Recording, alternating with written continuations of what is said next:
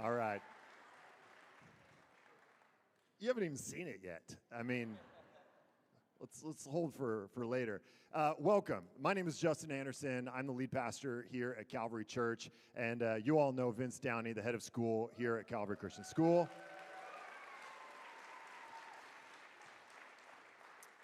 First of all, I just want to say thank you for taking time out on a Friday night to be here. When I told Vince that we were going to do this, he went, "Man, Friday night, I can never get parents out on a Friday night."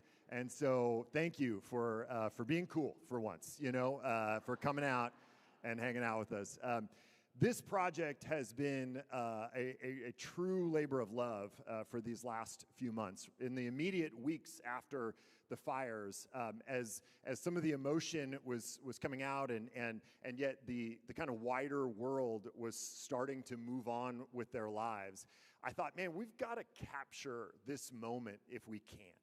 We've got to capture the emotion. We've got to capture the feeling of what people were feeling in the midst of it, before we all kind of move on and have to move on with our lives. And so I reached out to my brother-in-law, who is a filmmaker, and said, "Hey, would you help me just kind of capture some interviews and talk to some people?" And I'm not sure exactly what this is going to turn into, but I just feel like there's a moment here that we need to capture. And this, what we're doing tonight, is the product of that process that turned into, I think, a really compelling story. And so I am very excited to show you this film. I'm excited to share this moment with you all, and I'm just really thankful that you all came out tonight. I'm Vince Downey, the head of school, and this is Pastor Justin. He preached on Sunday. On Tuesday, the fire happened. He's been showing up every day since then, and thank you, Pastor Justin, for leading our church through this time. And I'm really excited because we got someone who can run with me, so I'm looking forward to that. But thank you again for being here tonight, and just look around. Look around. Yeah, turn around, look around.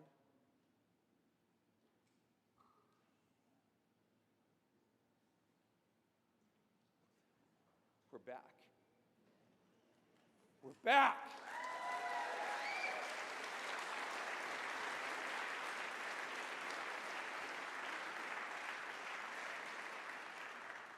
You can call it luck, you can call it blessing, you can call it miracle. I don't care what it's standing. And when we knew it's standing, it's a couple things. We knew we're still grieving. I mean, a lot of you have lost so much. We've all lost the Palisades community for a bit. But if this place is standing, we wanted to be back so we could, again, bring hope to our community, our church and school community, but the Palisades community. And so we found out in June that our company that did all the restoration work and all the reconstruction work, Cotton, thank you. They did a tremendous job with the work they did. When they told us in June they could have this place ready for August 1st, we said, game on. And it's been a summer. That's a whole other evening maybe. But man, we started school on Tuesday, and have our students and families and teachers back. All I did was walk up on the career court in the courtyard and saw kids running around and parents talking and being community. And just out there before you all came in and seeing this and being in community, that's how God created us. He created us to be in community, and we're back, and I'm so thankful. So thanks for coming out tonight. Thank you. Thank you.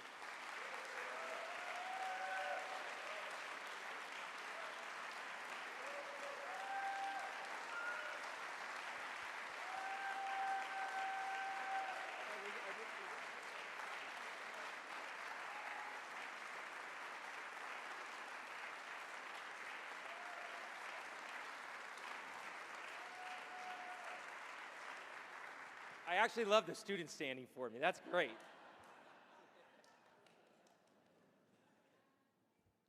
We're excited. This is a step in the process. On Tuesday, the first day of school, at one point in the morning, I turned to Vince and said, "This is the largest gathering of human beings in the Palisades since January 7th." And here we are tonight, and we're easy top five biggest gatherings in the Palisades since January 7th. Excited to be here. A couple of quick things before we get started. One, please turn off your cell phones.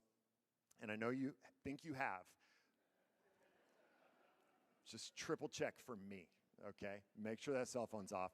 If you have a child that you think might prefer to go watch Aladdin or go run around, we do have childcare in the back, and so you can send them with Miss Emily if you'd like, or if at any point they need to exit, we can help them get where they need to go. Without further ado, I'd love to introduce What Endures, a Palisade Fire Story.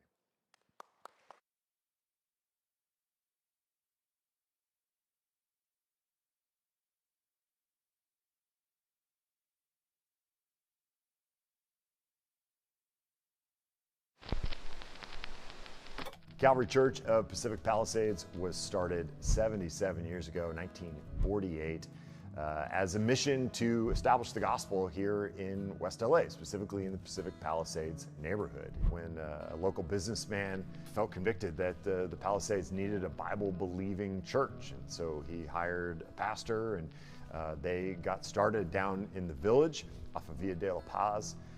In the 60s, that was kind of the first big explosion of ministry. They got kind of caught up in the Jesus movement.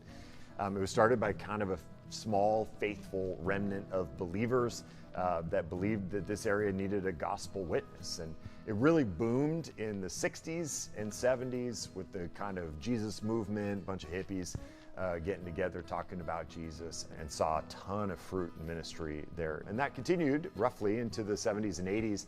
And it was in the 80s that they purchased this property and started to build. They had started a school along the way, and then in the late 80s, early 90s, moved here onto campus and really set a foundation for the ministry, the church and the school. And both continue to flourish. The school has just taken off and become really, I think, one of the most prominent schools in the area, one of the very few schools that is faithful to the Christian faith and has a high value for education. So it's been a really important institution here in the Pacific Palisades.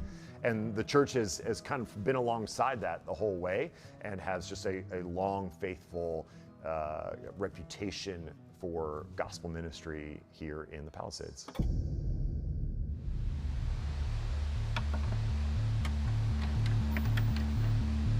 Residents in Pacific Palisades may notice smoke and flames. Thousands of homes were lost in the Palisades fire. Serious concern tonight coming from LA firefighters. Just seconds ago, I think we started to see the beginning of the flames. Road to recovery just beginning for those who lost homes and business. Fire commanders held a town hall for people affected by the Palisades. Federal investigators will be doing what they're calling controlled fire testing. We wanted to see how people who lost their homes are doing. Billions of dollars in damage.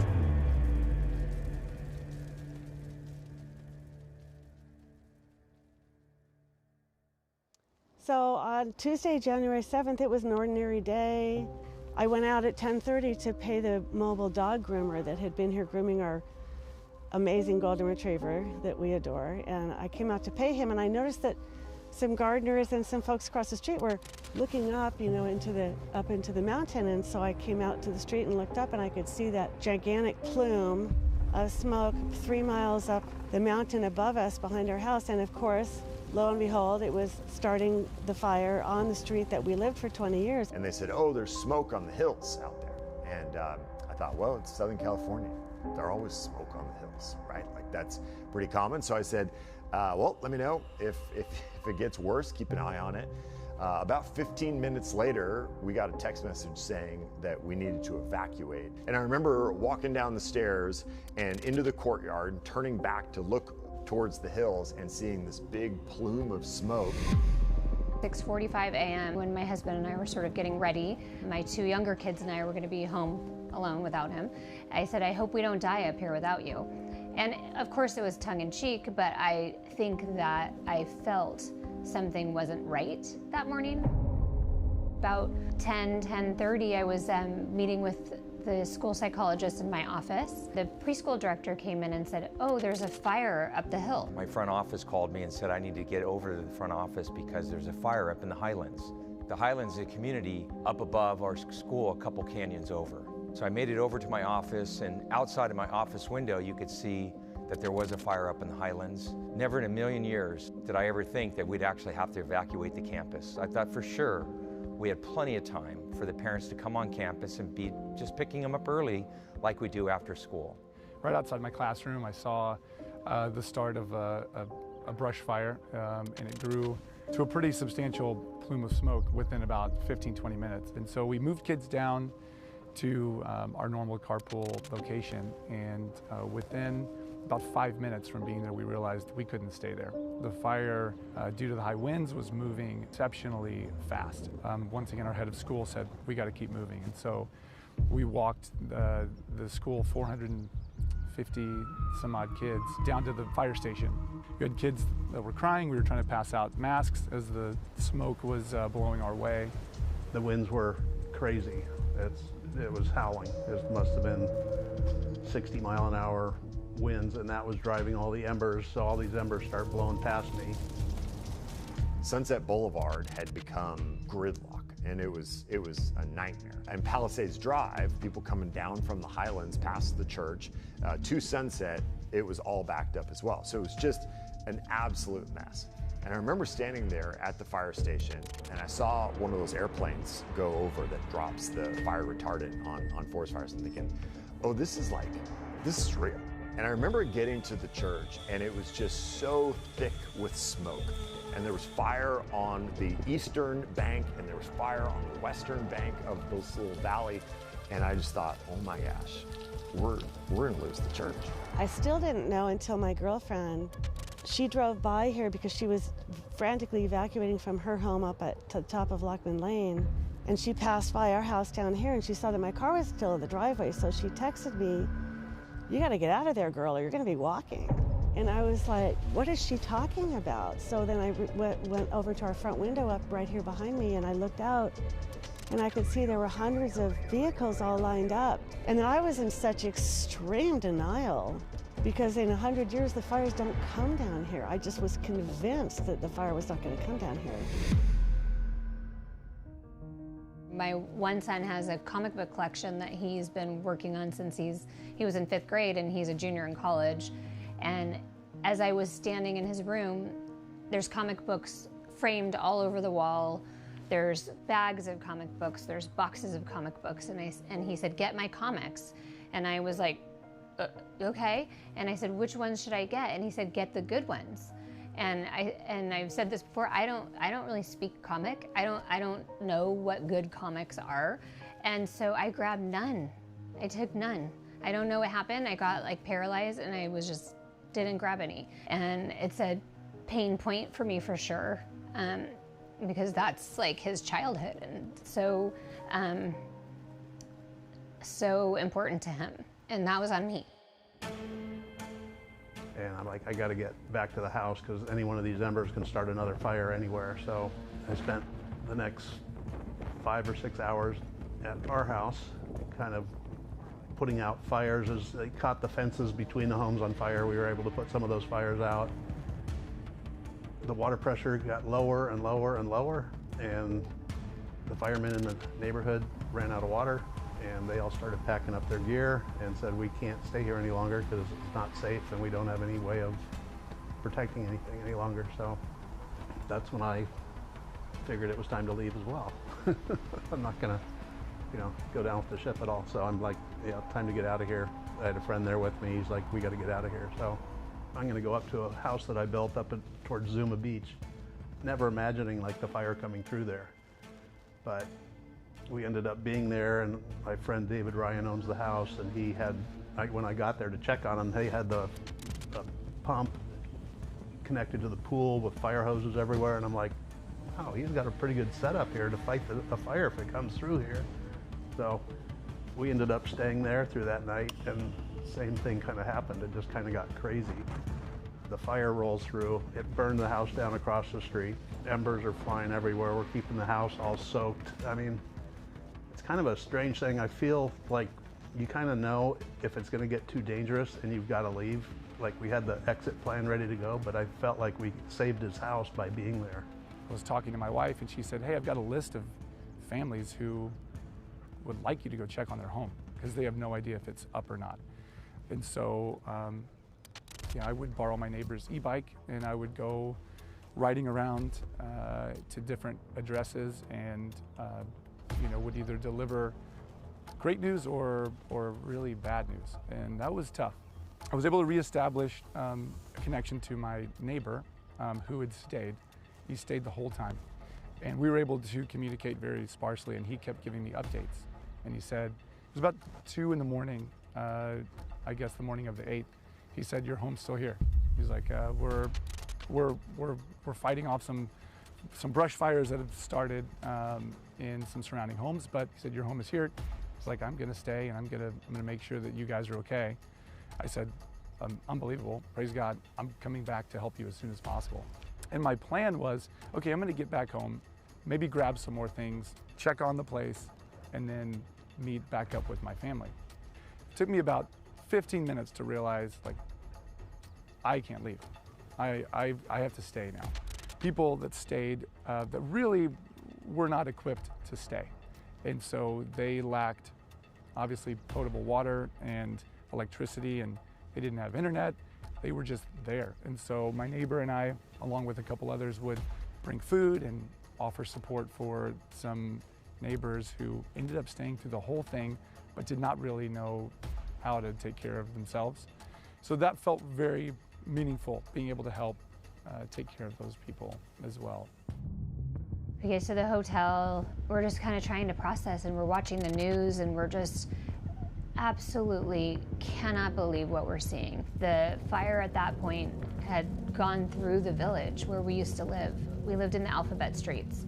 They started showing our neighborhood up in the Highlands, and we see our house catch on fire.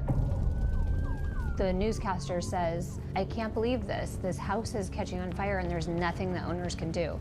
It just felt like so surreal because we're the owners. Like, that was our house. And that's kind of really where the pain and shock and trauma set in.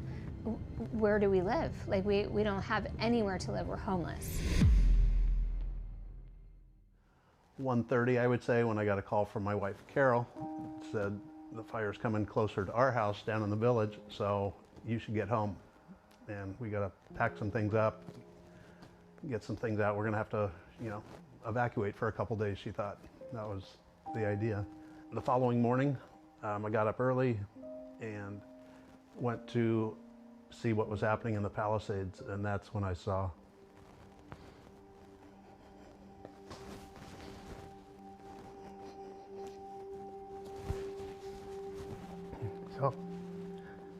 Yep.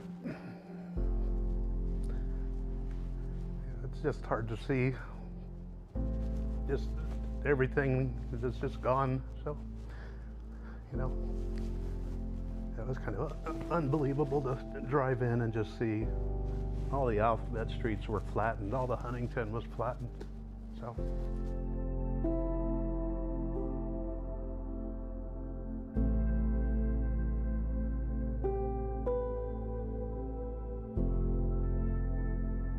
So we evacuated the campus at 10:50, and the last child was picked up at 2:30. My teachers are heroes. 15 of my faculty and staff members lost everything that day. They didn't get a chance to go back to their house and pick up anything, a picture, a memento, something meaningful for them, because they were there serving our students and families. I'm sitting on the staircase of what used to walk up to our front door. And our home, we lived here for almost 3 years, and but again, we've been in the Palisades for 40 years, so it's all my children have ever known. It was a really great home.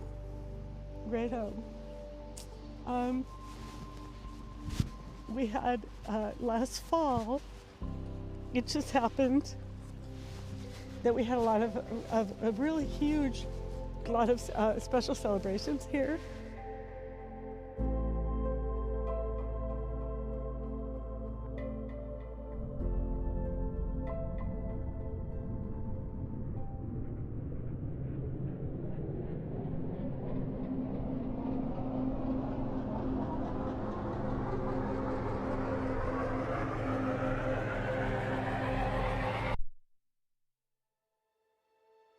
You know, I've only ever been a part of tragedies like this somewhat from afar, and so immediately my thought was, well, how do we help? What can we do?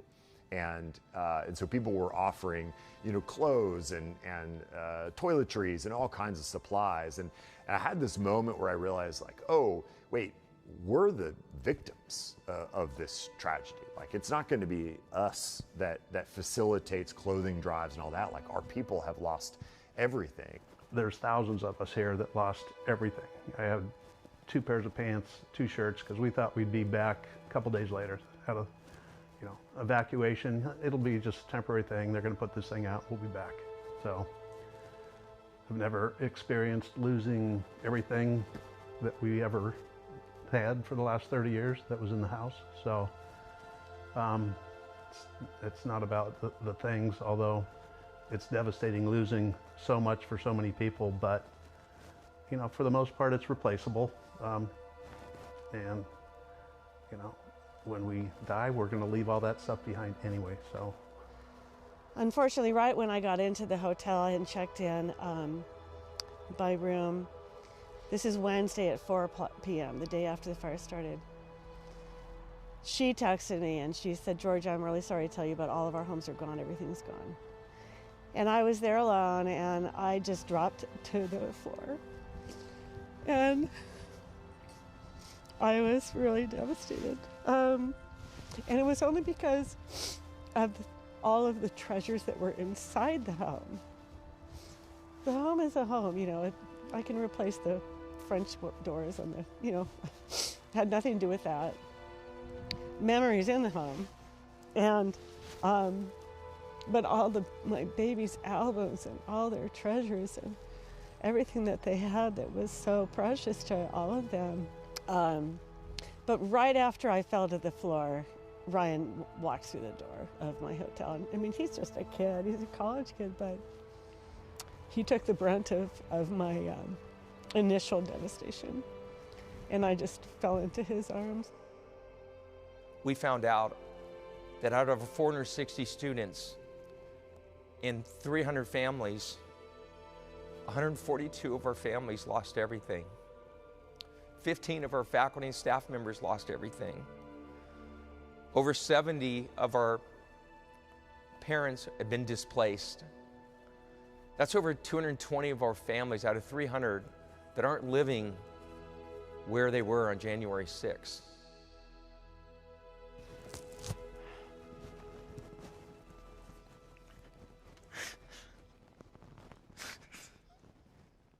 The first 72 hours after the fire started were really just us trying to account for everybody. And so we broke up our whole members list into 5 or 6 different groups, divvied that out to our staff members to go follow up, text message, phone call, just to say, are you okay?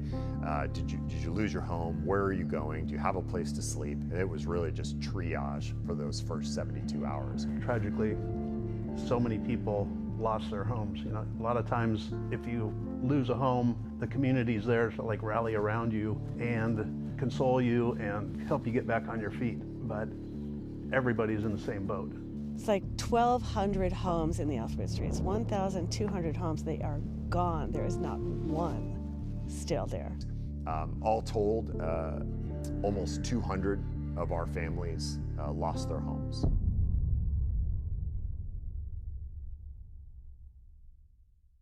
Obviously, I'm sitting in our sanctuary. I mean, I'm here. I know it looks fake, but it's real. I am in this sanctuary. That is our real roof, or what is left of it. They've pulled out all the pews, a bunch of the drywall. The stage is gone. I mean, it's unbelievable. And what's crazy is there's actually so much more they still have to pull out. Okay, so right now we are basically at the border of Pacific Palisades and Malibu. It literally runs right through this street down here is actually the border. And so everything on this side, west or northwest, is Malibu, and everything this way is Pacific Palisades. So if you look and you follow the beach, Sunset Boulevard runs right there. Just over this ridge is the school and the church. And so the origin of the fire was maybe a mile or two just east of here. And as it came through that day, I mean, everything that we're seeing right now, everything that's green, was scorched by the fire. And so even where we're standing, when you look on a map, this almost feels like the kind of like the geographical center of the catastrophe, because it spread to the east and it spread westward to Malibu. And you know, obviously there are pockets of homes and neighborhoods that survived, but the breadth of the entire catastrophe was pretty magnificent. So one thing that's been so profound and so meaningful for me coming back, when I do come back, I've been back in about 5 times to check on the property and go through things and so on. But now all over the whole village and all over the Palisades, the roses are blooming. And it's so surreal to see these beautiful roses blooming up out of all the ashes and the trees that are burnt to a crisp, and everything's black behind them, and then these beautiful roses that are blooming on my property. It's just amazing, and such a testimony to God's faithfulness and the renewal, and He will bring beauty from ashes. And that scripture is one that my whole family is really clinging to, that the Lord does bring beauty from ashes. The community and the camaraderie and the care people had, I didn't expect it to be that level of people just pouring out themselves. Like, for 2 weeks, we didn't even have to think about food. We had food coming, meals prepared, anything we needed was taken care of. Gathered clothes, the clothes I'm wearing. They gathered clothes that they had and gave us clothes for all of us. It was, I still, that overwhelming feeling of like people just knowing what to do is beautiful, and something I can't explain and I wasn't prepared for. Was an amazing opportunity as a new pastor to, many of the people that I got to meet, I'm literally texting them, "Hi, this is Justin. I'm the new pastor at Calvary. Can I send you money, please?" And I literally, if you will send me your bank account, I will send you $5,000 or whatever it is that they need, which was just unbelievable. I mean, to see the generosity that people poured out for us, and then to be able to connect it directly to people who needed it, was an unbelievable experience. I mean, we just, through all of this, we feel incredibly blessed. We've got amazing friends. It's drawn us all closer.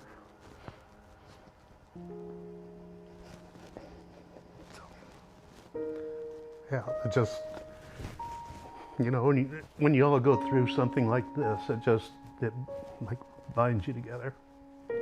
And my youngest, Jacob, he was telling me, "Mom, everyone you're talking about and everything you're talking about and all the memories that you're talking about, we're all standing right here, right next to you." And he's so right. So we spent a lot of time praying and crying and kind of consoling our kids, saying, "Hey, we'll be okay.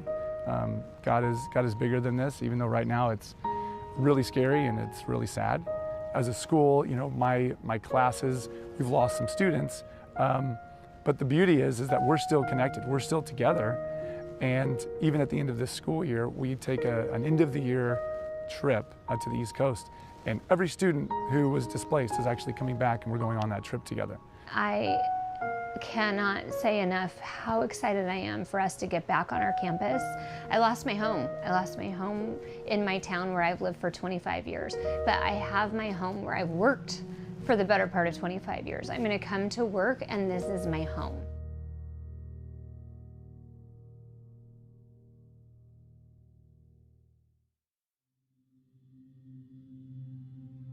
There's been a lot of beauty from the ashes. One day when I was at work at Calvary, I was mentioning this to a coworker, and she said, "Well, Amy, who we work with, also her husband, is in the comic book field."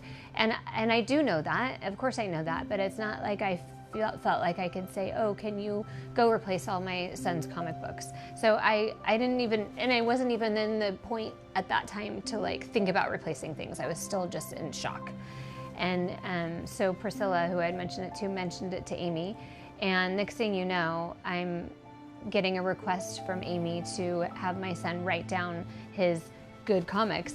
And so I call my son, he's away at school, and I say, hey, can you give me a list of your good comics, the ones you wanted me to grab? And I didn't. And he's like, sure. So he sends me a list, and I give them to Amy, who gives them to her husband, Jeremy. And next thing you know, giant box of comic books arrives. My son's away, he's actually in Italy studying abroad, so he's nowhere, he is not able to see them.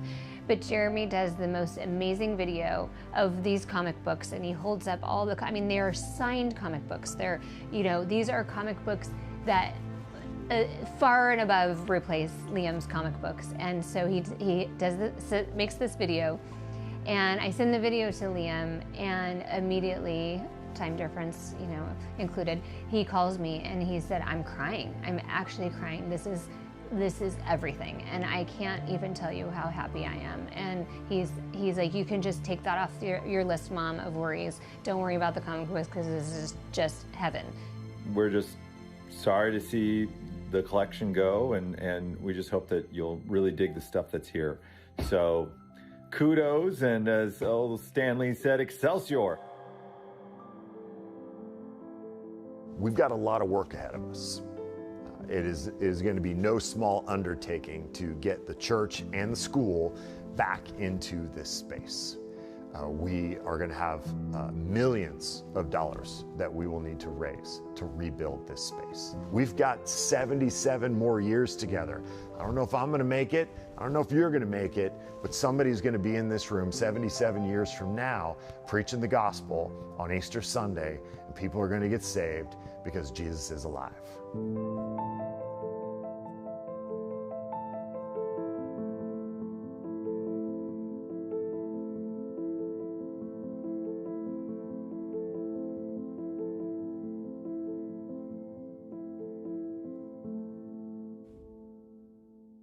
And the fire happened on Tuesday, January 7th. We opened school on Monday, February 10th, just over a month from the fire. We're not going anywhere.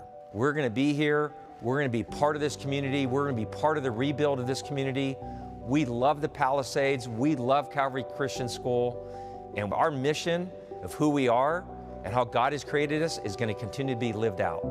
Over the course of the next 2 to 3 months, we were able to raise almost $500,000 from people and churches around the world who wanted to take care of folks who had lost everything in the Palisades fire. And so we have now given away all of that $500,000 directly to people. Now, I think Calvary is uniquely positioned to be a part of this rebuilding process, to be kind of a beacon of hope, a pioneer for the Palisades, to be here, to be a gathering place for our church, and to be an example for what it means to rebuild this community. So yes, there is significant loss, and many of our congregation has lost everything. And yet, God has also really protected us in meaningful ways that are going to allow us to go into the future and be, I think, a unique agent for redemption in God's hand in the Palisades.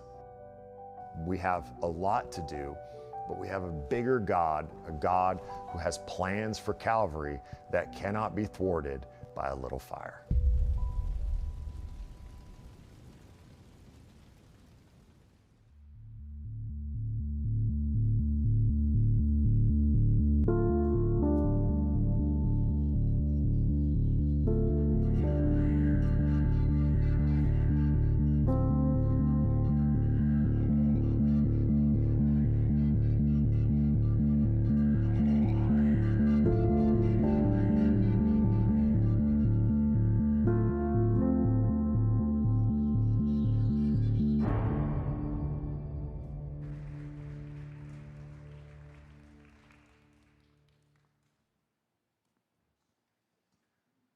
I want to start by thanking Vince and Chad and Aaron and Georgia and Stuart for their role in this. You were unbelievably vulnerable and honest and let us into your life. And so thank you, and maybe we can all thank them for telling their stories.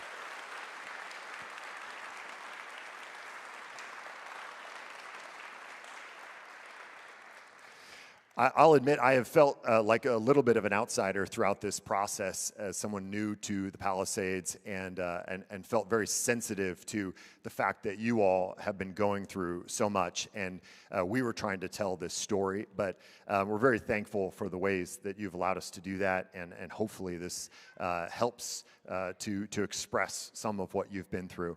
I want to introduce to you my brother-in-law, Peter Gunther, who was the director on this film.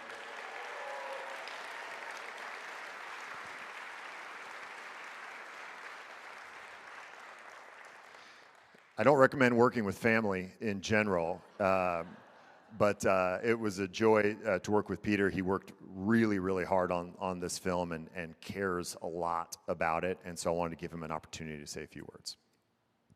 Thank you. Yeah, I just wanted to express some gratitude. Thank you for letting me be a part of telling these stories. Thank you to the people who said yes to being in the film. I know it takes a lot of courage to share those vulnerable moments. And hopefully a lot of healing and good can come out of that. Thank you to Calvary Church for making this happen. Thank you for all of you who are here. I know a lot of you guys are still in it, you're going through it, and thank you for leaning in this moment. And lastly, I just wanted to thank Justin. This film would not be made without Justin's vision. He was the one that wanted to make this happen, and thank you for bringing me on and trusting me to bring it to life. So appreciate it. Thank you, guys.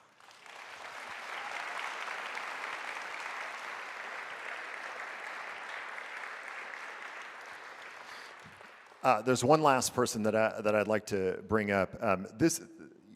My hope with this film was that we would be able to tell your story and tell the story, our story of the Palisades fire, but then also have it be one of the turning points that moves us forward into what lies ahead to rebuild this community, this space itself, and the Palisades. And someone who has been unbelievably helpful through this whole process from day one has fought to get Calvary Christian School and Calvary Church back in our home is our city councilwoman, Tracy Parks. She has been unbelievable. Please.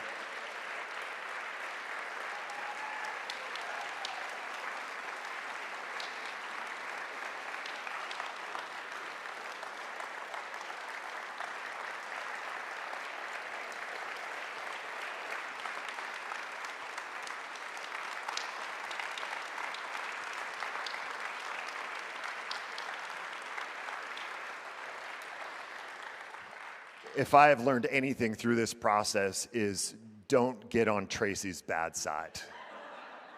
This woman will run you over. And so when she is on our side, she has been a real gift. And so I wanted to honor her, but then also give her a chance to speak a little bit about what she's doing and what she hopes and dreams for the Palisades.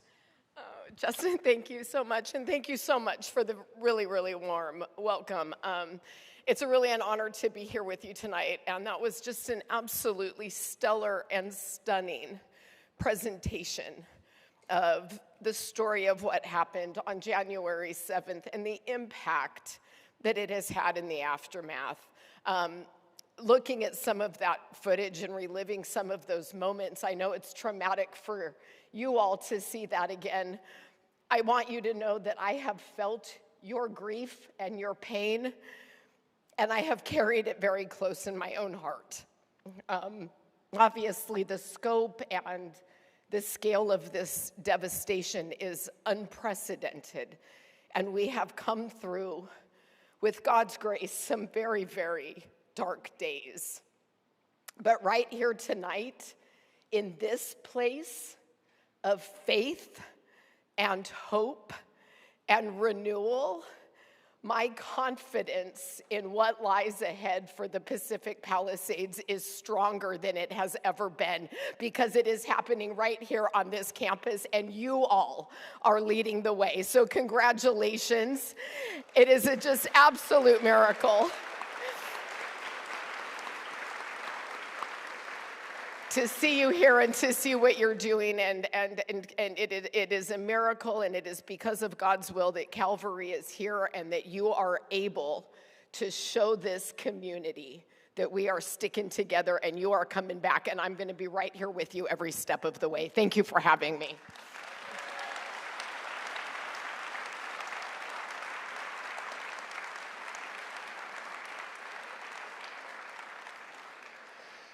I want to thank you just one more time for coming tonight, for spending your Friday night with us. Invite you to stay and hang out. We've got coffee and cookies out in the courtyard. Stay as long as you like, or for another 30 minutes or so. If you would like, I know that this was a difficult thing to watch and a difficult thing to go through. If you would like to pray with someone, our prayer team is going to be here down front. We have a trained counselor here, trauma counselor, who would love to speak with you.